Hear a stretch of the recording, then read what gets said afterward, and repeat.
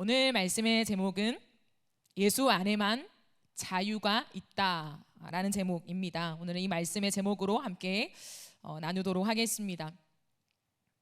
저와 여러분이 살아가는 현 시대를 지배하는 이념, 지배하는 사상이 무엇인가라고 질문한다면 여러분 무엇이라 대답하겠습니까? 우리가 살아가는 이 시대를 지금 지배하고 있는 이념 또는 사상이요. 포스트 모더니즘이라고 말할 것입니다. 포스트 모더니즘, 포스트 모던 시대라고 우리는 지칭하며 살아가고 있지요. 포스트 모던 시대에 한 가지 질문이 있습니다. 이 땅을 살아가는 사람들이 인생의 의미를 어디에 두는가라고 하는 질문 속에 사실 모던 시대라고 하죠. 포스트 모던은 모던 이후의 시대이니까 그 전에는 모던 시대, 또 다른 말로 하면 전통적인 시대라고 할 수 있습니다. 그러면 그 전통적인 시대에는 인생을 살아가는 의미를 어디에 두었냐면 선하게 사는 것, 사실 착하게 사는 것 정도였어요.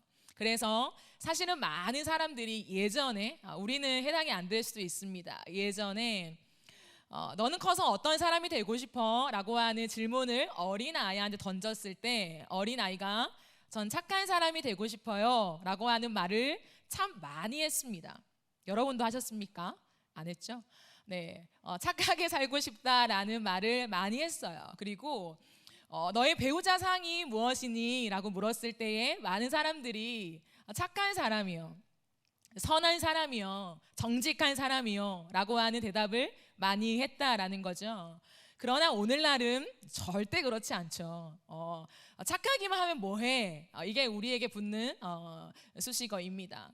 그러면 포스트 모던 시대를 살아가는 사람들에게 인생의 의미를 어디에 둡니까? 라고 질문했을 때 대부분의 사람들이 무엇이나 대답하는 줄 아십니까? 그 키워드가 자유입니다.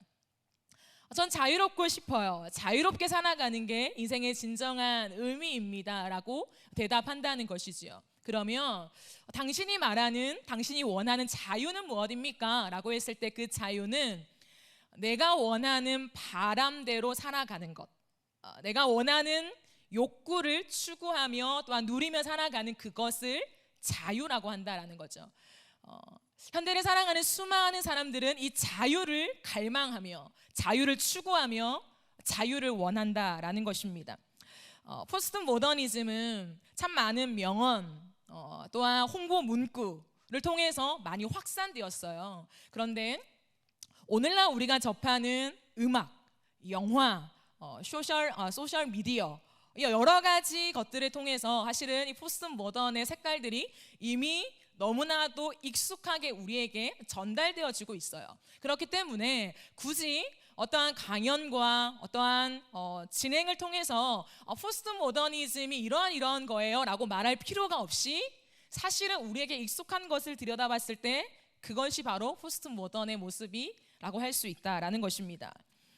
이와 관련한 4가지 유명한 표현들이 있다고 해요. 한번 들어보세요. 정말 그러한가? 포스트 모더니즘의 특징입니다. 당신은 자신에 대해 솔직해야 한다. 이런 문구가 굉장히 많이 퍼지고 있다는 거죠. 이것은 포스트 모던의 색깔이라는 거죠. 2번째, 당신은 자신을 행복하게 만드는 일을 해야 한다. 너의 행복이 중요한 거야. 뭐가 더 중요해? 너가 원하는 행복을 따라가. 3번째 메시지는 당신은 다른 사람에게 피해를 주지 않는 한 당신이 원하는 방식대로 자유롭게 살아야 한다. 이 3번째예요. 4번째는 누구도 당신에게 어떻게 인생을 살아야 하는지를 말할 권리는 없다라는 거죠. 너의 인생은 너의 것이니 너가 선택해 라는 것입니다. 이것이 우리에게는 너무 익숙하고 우리가 환영하는 문구들이죠. 그래, 맞아. 옛날에 고지식각 그 방법 탈피하고 이런 메시지를 우리는 환영합니다. 그러나 이것은 포스트 모더니즘의 짙은 색깔이라는 것입니다. 현 세대는 광고, 음악, 영화 등을 통해서 매일같이 일주일에 한 번 듣는 설교 못 따라갑니다. 매일같이 어쩌면 매 순간 우리는 이러한 메시지를 자연스럽게 듣고 살아간다는 거죠. 굳이 포스트 모더니즘의 메시지를 듣고 싶어, 그 메시지가 궁금해, 뭘 말하고 있는 걸까 들여다보지 않아도 자연스럽게 듣고 있는 내 음악, 영화, 모든 미디어의 색깔 속에 이 메시지가 이미 들어가 있다는 거예요. 우리는 그것을 환영하며 사용하며 그것을 많은 사람들한테 퍼뜨리고 있지요. 그렇기 때문에 사실은 한국을 살아가는 젊은이들 가운데 이런 수많은 가치관의 변화가 일어나고 있습니다. 즉 포스트 모던화 되어 가진 않아도 이 영향은 이미 받고 있다라는 것이죠. 그렇기 때문에 우리 가치관은 이미 제가 앞서 말한 이 네 가지 안에 많이 포함되어 있을 수 있습니다. 팀 켈러 목사님이 이런 말씀을 하셨어요. 미국에서는 이 포스트 모더니즘의 이렇게 전통에서 포스트 모더니즘으로 넘어가는 이 시간 있잖아요. 이 시간이 4세대에 걸쳐서 진행되었대요. 굉장히 오랜 시간 동안에 차츰차츰 이렇게 스며든 거죠. 그러나 한국은 그럼 몇 세대 만에 진행되었을까요? 전통 시대에서 포스트 모던으로 넘어오는데 걸린 시간 1세대라고 합니다. 한 세대 안에서 이미 급속하게 들어와 버렸다라는 거죠.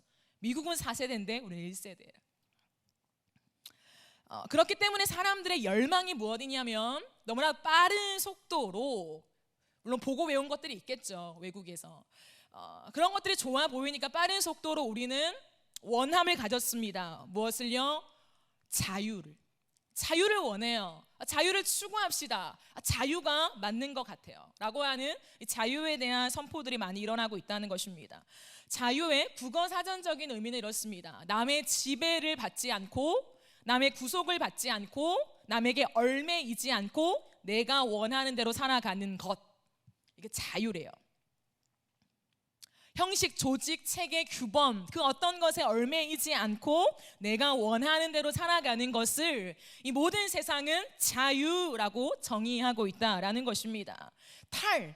벗어나자라는 거예요. 무언가 속박과 구속됨, 뭔가 이래야 돼 저래야 돼라고 하는 모든 것에서 벗어나자, 내가 원하는 대로 살아가는 게 자유야 라는 것입니다. 그렇다면 이렇게 자유를 열망하며 자유를 선포하며 우리에게 자유라는 정의가 익숙해져 있는 지금, 그죠?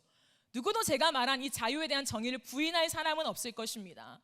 그러면 한 가지 질문을 드리겠습니다. 여러분은 진정 자유합니까? 여러분이 살고 있는 이 땅은 이렇게 한 세대만의 자유를 추구할 만큼 자유를 원하고 있는데, 수많은 영역에서 자유를 외치고 있는데 이 땅은 과연 자유한가라는 것이죠.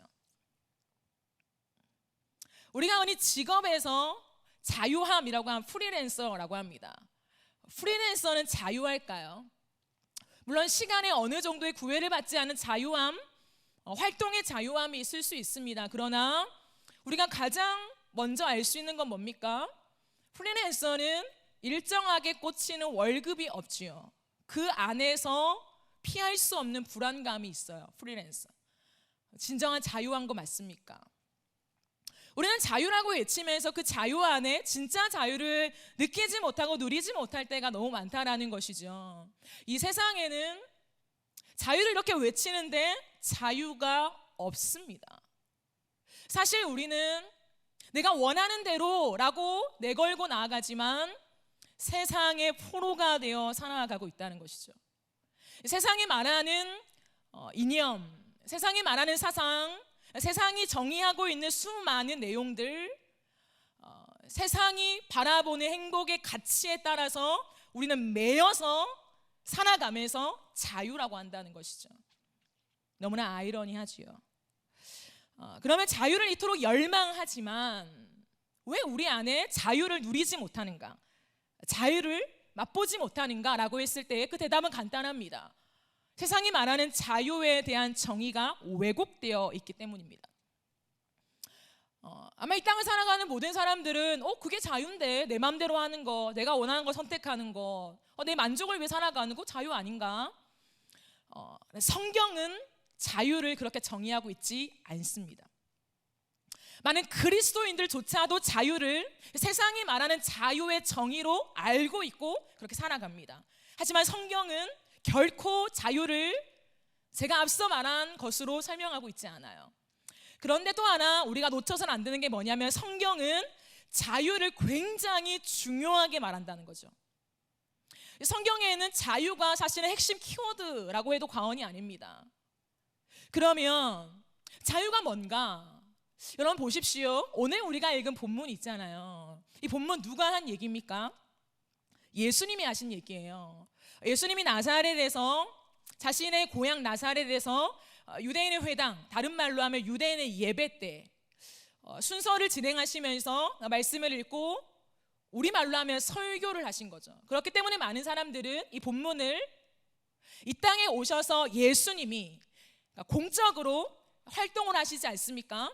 공적인 활동을 시작할 때 첫 번째 했던 설교라고 합니다. 여러분 사람도 첫 강연, 첫 설교를 할 때 굉장히 고심하지요. 왜 고심합니까? 내가 정말 하고 싶은 얘기, 내가 정말 이렇게 모아놓고 이제 딱 하고 싶은 그 메시지를 준비하는 것이 처음이라는 뜻이죠. 예수님은 이 땅에 오셔서 하나님이신 존재가 이 땅에 오셔서 첫 메시지를 준비하시는데 그 주제가 뭐냐는 거예요. 그 주제가 자유입니다. 자유. 주님 말씀하시죠. 포로된 자에게 자유를, 눈먼 자에게 보게 함을, 눌린 자에게 자유롭게 함을 난 선포한다. 하나로 말하면 자유를 지금 말씀하고 있다라는 것입니다. 그런데 이것은요 단순히 육체적인 해방을 말하고 있지 않아요. 포로에게 아니면 육체적인 질병에 걸린 자에게 낫게 하는 육체적인 의미로서만 얘기하고 싶으신 것이 아닙니다. 그러면 예수님은 왜 첫 메시지를 포로된 자에게 자유를, 눈먼 자에게 보게 함을, 눌린 자에게 자유롭게 한다라는 이 메시지 속에서 자유라는 이것을 왜 말씀하고 싶으실까? 무엇 때문에? 라고 했을 때에 사실 이 내용은 예수님이 처음 하신 말씀이 아니라 유대인들이 그토록 열망하고 붙잡고 있는 많은 구약 성경 중에서도 이사야, 그 말씀에 예언되어 있는 내용을 지금 인용하십니다. 성경을 보면 예수님은요 두루마리를 가져오게 하면서 찾았다라고 되어 있어요. 이 본문을. 여러분 지금 우리는 누가복음 4장 16장부터 읽겠습니다. 여러분 페이지, 제가 가진 페이지는 94페이지에 있습니다 라고 알려주지요. 이 당시에는 장, 절 없었어요. 예수님은 명확하게 성경을 알고 계셨으며 예수님은 이 본문을 명확하게 찾아낼 만큼 예수님의 중심 메시지, 이 땅에 오신 주요 메시지였다는 것을 알 수 있다는 것이죠. 그러면 예수님이 그토록 첫 메시지로 인용하고 선포할 만큼 말하고 싶은 게 무엇일까? 오늘 성경에 우리는 예수님께서 이 말씀을 선포한 다음에 오늘 지금 너희 귀에 이것이 지금 응하였다, 이루어졌다라고까지 선포하시거든요. 그럼 대체 그 본문이 무엇인가? 이 정도 되면 궁금하시죠? 이사야 61장의 말씀입니다. 이사야 61장 1절부터 3절까지의 말씀을 우리 함께 좀 읽어보도록 하겠습니다. 자막으로 띄워주시고요.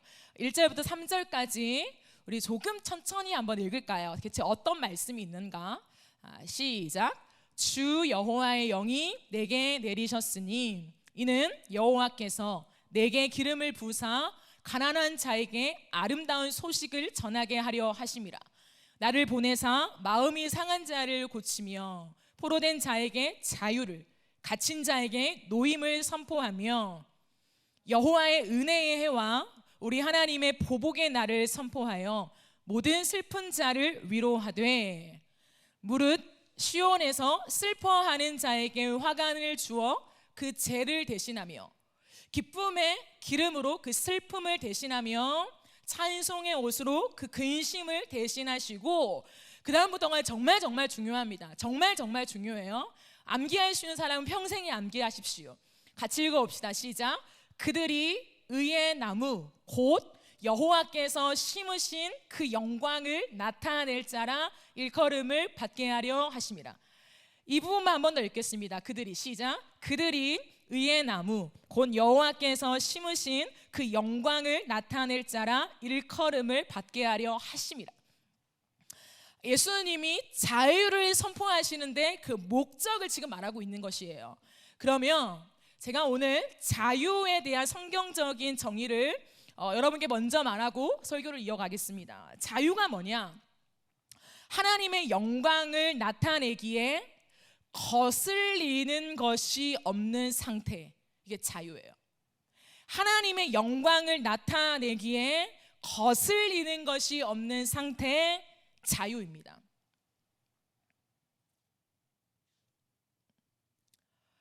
자유는 내 마음대로 하는 것이 아니에요.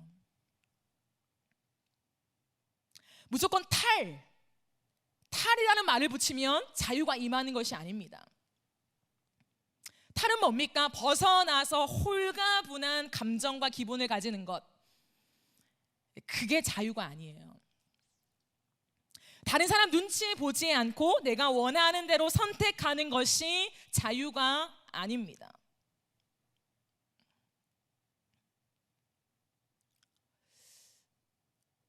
경계를 만들지 않고 지우는 게 자유가 아니라는 거예요. 여러분 보십시오. 바다에 고래와 상어는 굉장한 가치가 있지요. 고래와 상어가 모든 것을 힘있게 지배하면서 나는 자유를 원한다, 내 마음대로 할 거야, 내가 왕이야 라고 한들 바다의 경계를 벗어나서 육지로 나오는 순간 죽어요. 자유라는 것은 물속에 있을 때 경험할 수 있는 것입니다. 고래와 상어와 그 어떤 회류도 물속을 벗어나서 난 자유해 라고 말할 수 없는 것이에요. 물 안에 있을 때 자유의 진정한 의미를 경험할 수 있는 것이지요. 지금 올림픽이 한창이었지요. 한동안 보셨습니까? 참 활발하게 경기가 이루어졌지요. 그 속에서 저는 놀란 것이 참 많았지만 한 가지는 높이뛰기였어요. 보셨습니까? 어마어마한 높이로 사람이 날라서 정말 새처럼 날라서 그 경계를 넘는 그 모습을 보면서 야, 정말 사람의 한계는 어디인가라고 하는 경악을 금치 못했습니다. 근데 보십시오. 난 자유해, 난 하늘을 날 수 있어, 난 떠서 그 모든 경계를 넘을 수 있어 라고 말한다고 칩시다. 근데 자유로운 모습이 아름다운, 그 사람을 보면서 와, 자유롭다, 야, 걸림이 없이 깨끗하게 넘어가네 라고 표현할 수 있는 건 뭡니까? 경기 안에서죠. 다른 말로 하면 뭐냐면, 제가 지금 나도 하늘을 날고 싶어, 나도 저 위에 떠 있고 싶어, 그 기분이 뭘까라고 해서 긴 장대를 가져와 가지고 지금 이 자리에서 제가 높이뛰기를 한다고 생각해 보십시오. 그럼 어떤 일이 벌어질까요? 저를 이송해 가겠지요. 어떠한 것으로? 설교자의 자격이 없다고 생각할 것입니다. 뭡니까? 나는 자유해, 이게 자유입니까? 자유가 아니죠. 진정한 자유의 아름다움이라는 것은 경계를 없애는 것만이 아니라는 것을 말씀드리고 싶은 것입니다. 운동 경기 안에서의 그 자유가 빛이 난다라는 것이죠. 근데 우리의 개념은 무언가 옛날에 꽉 막힌 전통에서 일단 벗어나자에 환호하다 보니까 무조건 벗어나는 거, 경계가 없는 거, 선이 없는 거, 기준이 없는 거, 네 마음대로, 그게 자유야. 그렇게 하는 사람을 보면 와, 저 사람은 어떻게 남 눈치 안 보고 저렇게 자유롭게 살아가나, 참 용기 있다, 칭찬하는 거예요. 성경적이지 않아요. 그 클라이막스가 뭐였냐면 사사기였습니다. 사사기는 모든 사람들이 자유를 원했고 선포하고 살아갔어요. 자유야, 자유. 내가 원하는 대로, 내 소견에 옳은 대로, 내가 하고 싶은 대로, 왜? 나 하나님 믿으니까 할 수 있어. 그러나 그렇게 자기의 소견에 옳은 대로 행한 자유함 속에 나타난 게 무엇입니까? 최악의 시대라는 평가였습니다. 하나님 보실 때는 최악의 시대다. 사회적으로는 어떻습니까? 도덕이 바닥을 쳤습니다. 공의가 하나도 없어요. 강자가 약자를 짓밟고 내가 저 사람을 탐내면 성적인 것으로 착취하며 다 무너지는 시대. 근데 그 시대의 중요 메시지가 뭐였다고요? 프리, 자유롭게 살자. 그러므로 자유를 우리는 어떻게 정의할 수 있냐는 거예요. 무엇이 자유라는 거냐는 거죠. 다시 한번 정의합니다. 성경에서 말하는 자유는 탈이념, 탈사상, 탈기준, 탈경계가 아닌 것입니다. 네 마음대로 네가 원하는 대로 너의 만족대로가 자유가 아닌 것입니다. 성경이 말하는 자유는 하나님의 영광을 나타내기에 거슬리지 않는 상태, 자유예요. 하나님의 영광이라고 하는 표현을 제가 지난주 설교 때 썼습니다. 하나님의 영광을 제가 무엇이라 여러분과 함께 나누었나요? 하나님의 빛, 하나님의 영광이라는 것은 하나님의 하나님 되심이죠. 하나님 눈에 보이지 않아요. 그렇기 때문에 하나님은 하나님 되심을 어떻게 그 영광으로 나타내시냐면 하나님의 성품이라고 했죠. 하나님의 성품 속성이라고 했습니다. 그것을 한마디로 말하면 사랑이겠지요. 근데 하나님은 그냥 사랑이라고 말하지 않고 그것을 시대를 살아가는 우리에게 무엇이라 말씀하시냐면 진실과 공의다. 하나님의 사랑은 진실과 공의다. 여러분, 이것은요 나 중심이 아니라 다른 사람을 함께 바라보는 것입니다. 우리가 흔히 하나님의 영광이 빼앗겼어, 하나님의 영광이 가리워졌어 라고 하는 것에 무엇이 있냐면 우상이 있어요. 여러분, 우상이 뭡니까? 여러분에게 우상이 무엇입니까? 우상은 가장 먼저는 나예요. 내가 우상이 되는 것입니다. 하나님의 영광, 하나님의 사랑, 하나님의 공의, 하나님의 진실을 이 땅 가운데 나타내는데 가장 거슬리는 게 뭐냐면 나잖아요. 내 욕심, 내 이득, 내 인정, 내 칭찬, 내 평가, 내가 얻는 재물, 이 모든 내가 우상이 돼서 가려워지니까 하나님의 영광이 안 나타나는 거죠. 그러므로 자기 중심성은 뭐냐면 죄의 근원이라는 거예요. 죄가 뭐냐? 우리말로 쉽게 말하면 자기 중심성이라는 거예요. 나밖에 모르는 거, 그게 죄예요. 하나님의 영광을 나타내게 거슬려 가는 것들이 나라는 거예요. 나 중심성의 죄악들. 근데 이것이 자유를 막고 있는데 세상 사람들은 아니야, 너 중심이 자유를 줄 수 있어. 완전 반대예요. 이 사상이 위험한 이유는 성경과 완전히 반대되는 메시지를 전하는데 우리는 그것을 수용하고 있다는 거예요. 환호하고 있다는 거예요.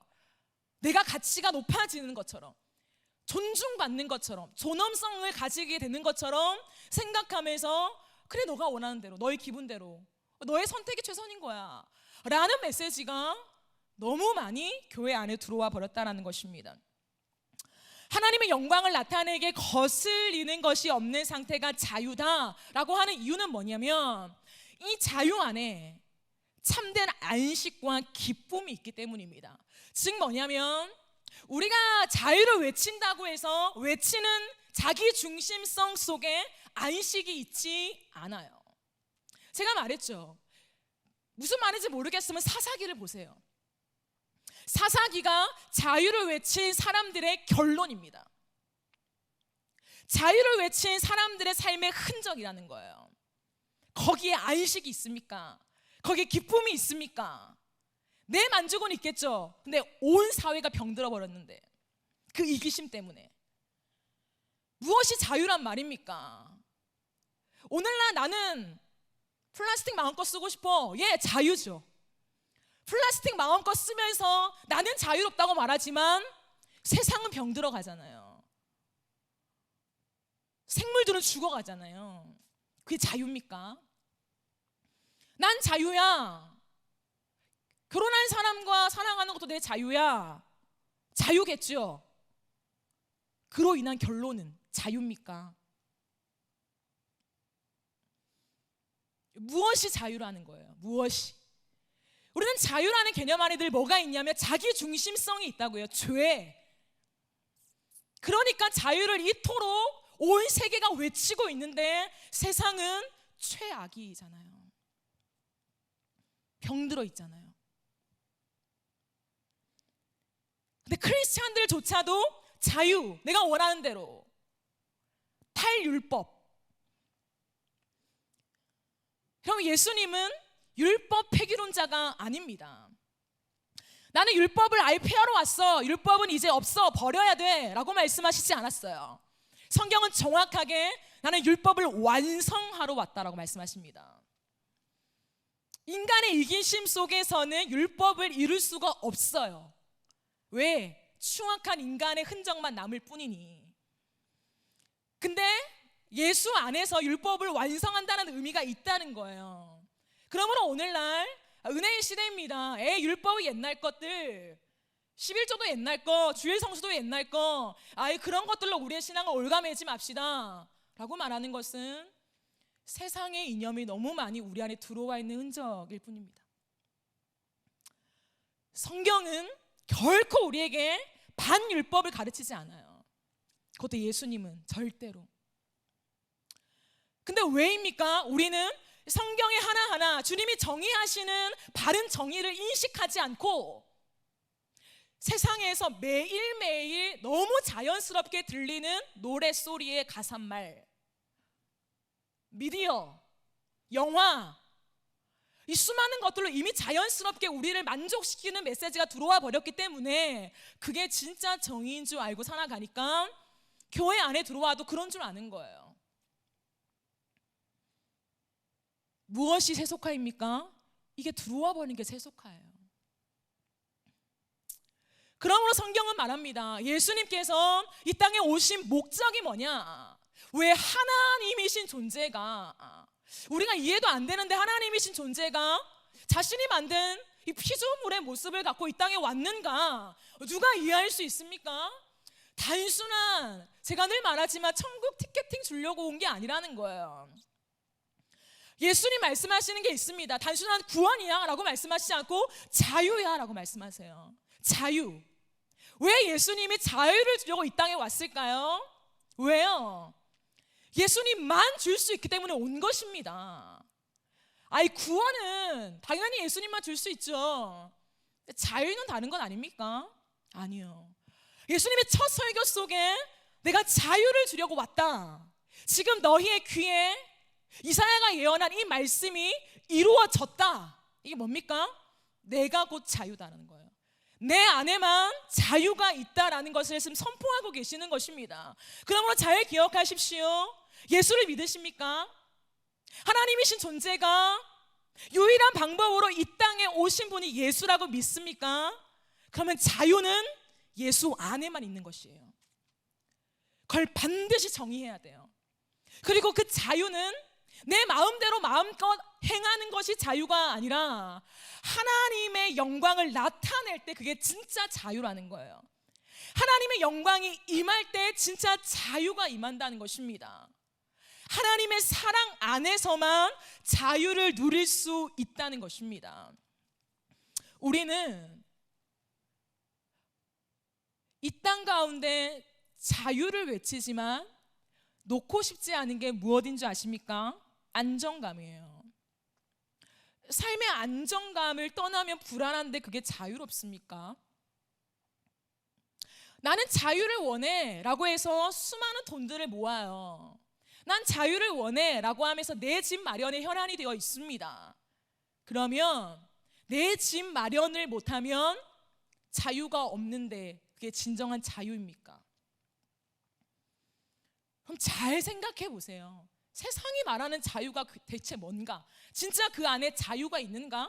그럼 자유 안에는 평안과 기쁨이 반드시 있어야 하는 것이에요. 그게 자유예요. 그러면 내 집 마련을 못해도 평안과 기쁨이 있어야 자유를 누리는 거죠. 그 삶이 어떻게 가능하냐는 거예요. 이 땅에서 고난이 있는데 어떻게 내 삶의 자유가 가능하냐는 거예요. 세상의 메시지는 불가능하다고 말해요. 그러나 성경은 가능하다고 말합니다. 어떻게 가능하냐고요. 하나님의 사랑이 우리 안에 부어지기 때문에 세상이 줄 수 없는 안식과 기쁨을 맛보기에 나는 자유해 라고 노래할 수 있는 건 아닙니까? 오늘 우리가 이 숱한 찬양을 부르면서 그 안에 모든 메시지가 다 들어가 있어요. 너무 감사하게도 이 찬양의 모든 가사는 상대적인 기쁨이 아닌 것이죠. 내 삶의 길이 풀려서 지금 기쁜 것입니까? 어느 순간 연봉이 많아지고 이제 내 집 마련할 수 있는 안정감 가질 수 있으니까 기쁜 것입니까? 아니죠. 절대적인 기쁨을 말하고 있는 것이죠. 그 안에만 자유가 있다는 거예요. 예수님은 오늘 이 말씀 속에 그런 말 하죠. 포로된 자에게 자유를, 눈먼 자에게 보게 함을. 눌린 자, 이 눌린 자라는 원어의 뜻이 뭔지 아십니까? 산산이 부서진이라는 뜻이에요. 산산이 부서진 자에게 자유를, 다른 말로 회복을, 이 표를 왜 쓰셨을까요? 물론 이 땅을 살아가며 진짜 포로된 사람들, 우리에게 해당이 안 되겠지만 포로로 노예로 잡혀온 사람도 있죠. 병든 사람들이 있죠. 진짜 보지 못하는 맹인들도 있죠. 그런 육체적인 치유를 포함합니다만 여기서 주님이 이것을 언급한 이유는 뭐냐면 구약 시대에 대부분, 전부는 아닙니다, 대부분 포로와 눈먼 것과 눌린 것은 죄와 연관되어 있었어요. 즉 뭐냐면 이 땅에 진정한 자유를 누릴 수가 없는데, 이 세상에는 진정한 자유가 없는데 그 이유는 뭐냐면 죄 때문이라는 거예요. 죄가 있는 한 하나님의 영광이 담아낼 수 없고, 그렇기 때문에 그 안에 자유가 없는 것입니다. 죄가 해결되지 않는 채로 자유를 외친다면 나에게는 자유가 될 수 있겠지만 나의 자유의 선택으로 다른 사람이 멸망하게 될 것입니다. 다른 사람이 병들게 된다는 거예요. 다른 사람이 다치게 된다는 거예요. 극단적인 예이지만 나는 자유해, 내 감정은 내 마음대로 발산하는 게 뭐가 문제야 라고 하면서 화가 났어요. 지나가는 사람을 폭력을 행했어요. 그게 자유입니까? 에이, 그 정도는 우리가 안 하지요. 여러분, 그것은 너무나도 이기적인 발언이에요. 이미 이 땅 가운데 네 맘대로 해, 네 맘대로 하는 거야, 그게 인생이야 라고 말하지만, 야 근데 그렇게 하라고 안 했잖아, 그 폭력은 아닌 거잖아, 그건요 인간의 본성을 모르고 하는 말이에요. 그러므로 메시지가 얼마나 중요한지 알아요? 공동체적인 메시지와 공동체의 분위기가 얼마나 중요한지 아십니까? 자유라는 것은 함부로 말할 수 있는 게 아니에요. 오늘 예수님은 이 죄와 관련된 얘기들을 하면서 19절에 주의 은혜의 해를 전파하게 한다라고 명확하게 말씀하십니다. 이 은혜의 해는 주님의 구원을 말씀하시는 것입니다. 내가 은혜의 해를 선포한다, 내가 구원을 선포한다, 그것 때문에 내가 왔다라고 말하는 것이죠. 그러므로 한마디로 요약한다면 지금 내가 이사야의 예언을 선포하고 있는데 이 이사야의 예언의 성취가 지금 임하고 있다라고 말씀하고 있는 것입니다. 이사야 말씀 속에 너희가 그토록 열망했던 자유, 포로가 놓이게 되고 눈먼 자가 눈뜨게 되고 눌린 자가 회복되어지는 그 자유, 그 자유를 열망했는데 그게 지금 너희에게 이루어지고 있다. 왜? 내가 바로 자유다 라고 예수님이 지금 말씀하시는 것이에요. 그렇기 때문에 누가복음 2장 11절에 이렇게 말합니다. 오늘 다윗의 동네에 너희를 위하여 구주가 나셨으니 곧 그리스도 주시니라. 언제요? 오늘. 이 예수가 온 기점부터 바울은 무엇이나 말하냐면 고린도후서 6장 2절에서 지금은 은혜 받을 만한 때요, 지금은 구원의 날이다 라고 선포합니다. 이 지금이라고 하는 것은 단순한 8월 8일 오늘 뿐만이 아니라 예수가 온 시작, 그것을 오늘이라고 말하는 거예요. 지금이라고 말하는 거예요. 즉 예수가 왔을 때에 예수로 인하여서 이 땅 가운데 자유가 임한다, 자유가 이루어졌다. 다른 말로 예수 안에만 자유가 있다라고 말합니다. 왜요? 예수님이 이 땅에 오셔서 십자가에 피 흘려 죽으심으로 인간이 결코 씻거나 제할 수 없는 이 죄의 문제를 해결했기 때문이에요. 그렇기 때문에 자기 중심성의 죄악에 똘똘 뭉쳐있는 우리에게 자기를 깨뜨릴 수 있는 힘을 주신 거예요. 나만을 위한 자유, 나만을 위한 선택, 나만을 위한 자유를 외치지 않고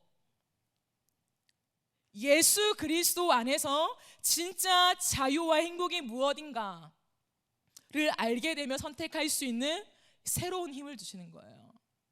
그렇기 때문에 오늘도 지금도 자유를 원한다면 우리에게 필요한 것은 한 가지밖에 없습니다. 그러니까 예수 그리스도예요. 듣는 예수, 늘 그냥 눈으로 확인한 예수가 아니라 오늘 응하는 그 예수를 내가 경험하는 것. 그럴 때 진짜 자유를 경험할 수 있다는 거예요.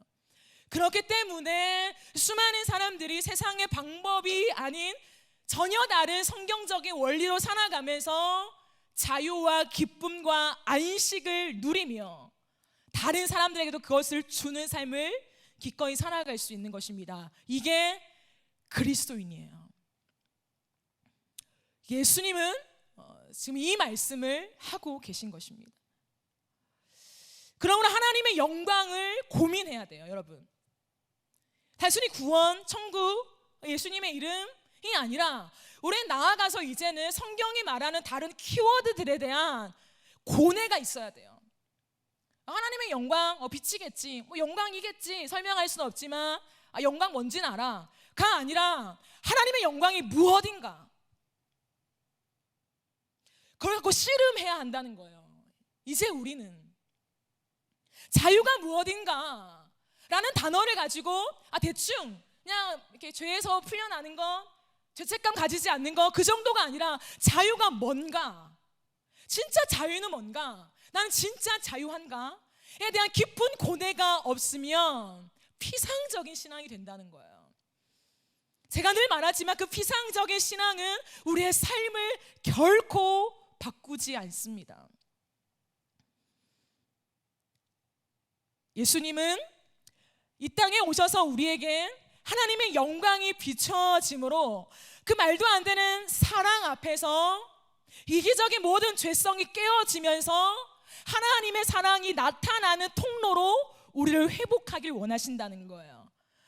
그게 우리가 읽은 이사야 61장 3절 끝의 말씀이라는 거예요. 이제 의의 나무가 되어서, 여러분이 쇳덩어리가 어떻게 의의 나무가 됩니까? 그러나 주님이 회복한다는 거예요. 의의 나무가 되어서 하나님의 영광을 나타내는 자라 일컬음을 받게 하겠다. 여러분, 이 한 구절 말씀이 여러분의 마음속에 깨달아지면요, 인생이 바뀝니다. 나 같은 쇳덩어리, 오늘도 나밖에 모르는 이기심으로 똘똘 뭉친 내가 하나님의 영광이라 일컬음을 받는 의의 나무가 된다고? 그렇게 나를 부르셨다고? 인생이 안 바뀔 수 있을까요? 없어요. 누가 그것을 경험하냐는 거예요. 모태신앙이라고 하는 이러한 내 안에 붙어있는 세월의 연수가 아니라 어떻게 하면 예수가 정말 나에게 이루어지는, 응해지는 그 영광이 되는 그 자유를 느끼는 것을 가질 수 있을까? 물론 하나님의 은혜입니다. 그죠? 하나님의 은혜이지만 우리가 해야 할 것이 있다라고 물어본다면 저는 고민이라 할 것입니다. 고민이 없는 신앙 속에 예수를 깊이 인격적으로 만난다? 있을 수 없어요. 물론 불신자였는데, 정말 하나님을 몰랐는데 강권적인 은혜로 예수를 믿게 되었어요. 그러나 그 이후에 반드시 고뇌가 있어야 돼요. 하나님이 누군가, 그 사랑이 뭔가, 영광이 뭔가, 자유가 뭔가, 내가 살아가야 할 공의로운 삶은 뭔가, 왜 그렇게 살아야 하는가 에 대한 깊은 고민이 없으면 말씀이 들려지지 않아요. 늘 그냥 날 구원하셨대, 그 은혜에 감사해 의 정도에 머무르는 것이에요. 그러면 삶이 뒤집어지지 않아요. 이 시대는 삶이 필요한 시대입니다. 삶. 또 한 명의, 죄송하지만 또 한 명의 신자는 필요하지 않아요.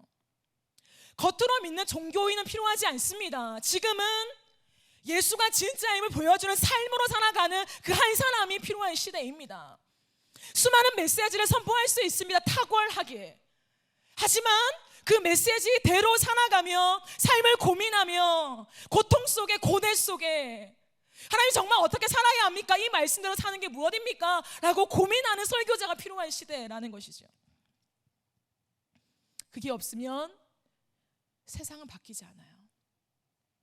여러분, 저는 이번 바울 캠프 가운데 정말 열망하는 것이 있습니다. 제가 하나님 앞에 참 많이 눈물로 나아갔습니다. 하나님 제발 좀 만나주세요.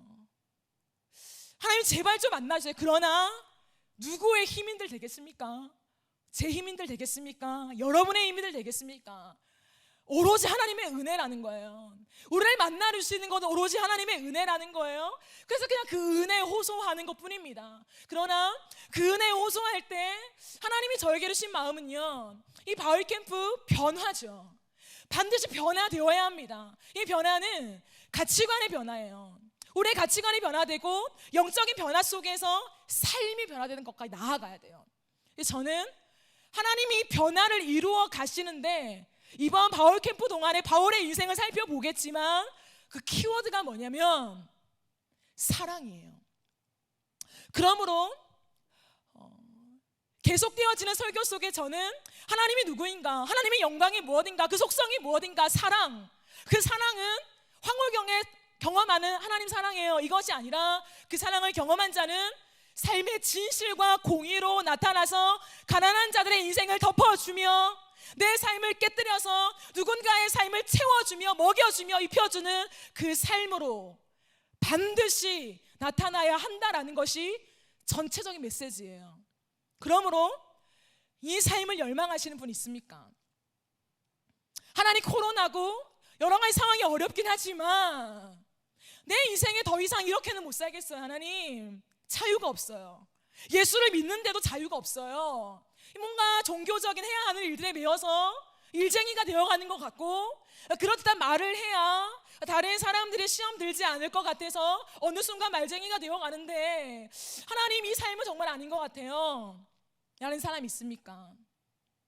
아니면 그 예수가 도대체 누구인지 난 모르겠다, 모태신앙으로 이렇게 20년 넘게 살아왔지만 예수가 내 삶에 아무런 영향을 주지 않아요, 교회 가는 거 말고는, 이라고 하는 사람들이 있습니까?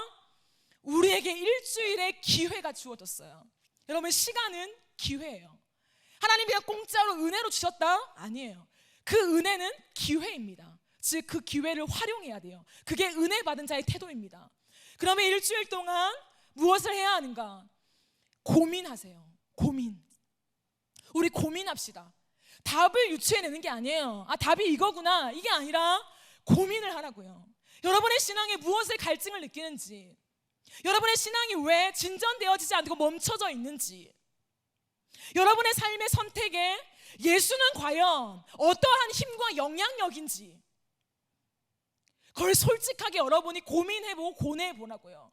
그리고 하나님의 영광을 아십니까? 하나님의 사랑이 뭔지 아십니까? 진실과 공의가 진짜 뭔지 아십니까? 그것을 고민해 보자고요. 그걸 고민하고 만나자고요. 바울캠프 때. 그래야 들려져요. 하나님의 은혜로 들려지겠지 아니에요. 고민하는 자에게 그 말씀이 들려집니다. 고민한 것들을 풀어갈 때에 내가 고민한 건데, 내가 정말 해결하고 싶었던 건데 이거였구나. 그때 깨달아지는 거예요. 성령의 감동 속에. 그때 도약이 일어나는 거예요. 영적인 도약. 더 깊어지는 것, 경험되어지는 것, 그것을 열망해 봅시다. 여러분, 일주일의 시간 동안 다니엘 캠프처럼 여러분에게 이거 하지 맙시다 라는 건 없어요. 아무것도 없어요. 수칙은 여러분 스스로 만드세요. 스스로 자발적으로 내가 정말 열망하니까 일주일 동안 내가 삶을 정리하고 내 쾌락을 위해 즐겼던 것들을 좀 끊고 정말 하나님 내가 고뇌하며 고민하며 나아가겠습니다. 내 인생에 하나님 가치관의 변화를 일으켜주세요. 하나님 정말 내 인생의 삶이 변화되어지고 내 인생에 살아가고 싶은 꿈이 변할 수 있도록 하나님 제발 만나주세요 라고 하는 그 열망을 담아내십시오.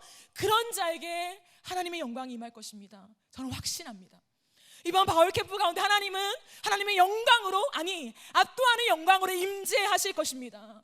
하나님은 하나님의 자녀에게 하나님의 사랑을 보여주고 싶어요. 내가 얼마나 너를 사랑하는지. 근데 그것은요 아무나 깨달을 수 있는 게 아니에요. 그 깨달음을 담아낼 수 있는 그릇으로 준비되어야 합니다. 그것이 제가 앞서 몇 주 동안 말한 모든 것이에요. 다시 한번 설교를 기억하시고 메모한 것들 들여다보시면서 여호수아 말씀을 통해 살펴본 우리가 무엇을 준비해야 하는 것인가에 대한 것들을 다시 한번 되찾고 일주일 동안 그렇게 살아봅시다. 그리고 바울 캠프 가운데 저희가 지금 코로나이기 때문에 여러분들이 온라인으로 참여하는 것이 너무 힘들겠다, 그것을 조금 느끼면서 사실은 탑리더 중심으로 모든 리더들이 게더타운을 준비하고 있습니다. 정말 모든 시간과 에너지와 참 많은 이 노동을 들여가지고 이 게더타운을 준비해요. 여러분이 정말 많이 동참해 주셨으면 좋겠어요. 여러분은 한 번 들어오는 거지만 그 한 번 들어온 게더타운을 만들기 위해서 회장을 중심으로 정말 리더들이 몇 시간을 투자하고 있는지 몰라요. 그렇기 때문에 제가 봐도 너무 안쓰럽고 눈물이 나요. 기도할 때마다. 이렇게까지 하나, 이렇게까지 하나. 그러나 한 사람이라도 들어오는 그 통로를 조금 더 쉽게, 그 장벽을 낮추기 위해서 게더타운을 준비하면서 밤에 몇 시간씩 그 시간을 투자하며 그렇게 지금 리더들이 준비하고 있다고요. 그러니 여러분이 조금 더 마음을 열고 게더타운을 들어왔으면 좋겠어요. 그러나 이 게더타운에만 여러분이 관심과 무언가 흥미를 끄는 게 아니라 이번 바울 캠프는 진짜 우리의 인생이 변해야 돼요. 하나님의 그 임재 속에 그 하나님의 사랑이 무엇인가를 경험해야만 한다는 것이에요. 또 한 번의 캠프는 필요 없습니다, 여러분. 그렇기 때문에 열망합시다. 같이요. 우리 같이 좀 열망합시다. 하나님, 코로나지만 때로는 현장에 올 수 있는 사람들 다 오시고, 아니면 온라인으로 드려도 여러분의 골방을 마련해서 정말 열망으로, 정말 진지하게 주님 앞에 나아가는 것들을 통해서 바울의 인생을 변화시킨 딱 한 가지거든요. 하나님의 사랑. 그것만 전 3일 동안 다룰 거예요. 주요 메시지로. 그 사랑이 우리 안에 부어져서 이 땅에서 발견되어질 수 없는 그 사랑에 압도당해서 주님을 사랑한다 고백하며 그 사랑으로 이 땅에 병든 사람들을 사랑으로 덮을 수 있는 사람. 저는 그것이 그리스도인 것 같아요. 그 삶으로, 그 부르심으로 기꺼이 나아갈 수 있는 정말 멋진 이 땅의 기독 청년들, 진짜 하나님 나라를 위해서 진리가 진리되게 만드는데 영광스러운 부르심을 따라 살아가는 주의 영광스러운 청년들로 서는 놀라운 인생의 반전이 이번 바울 캠프 가운데 일어나기를 예수님의 이름으로 축복합니다. 축복합니다. 아멘. 우리 함께 찬양하고 기도하겠습니다.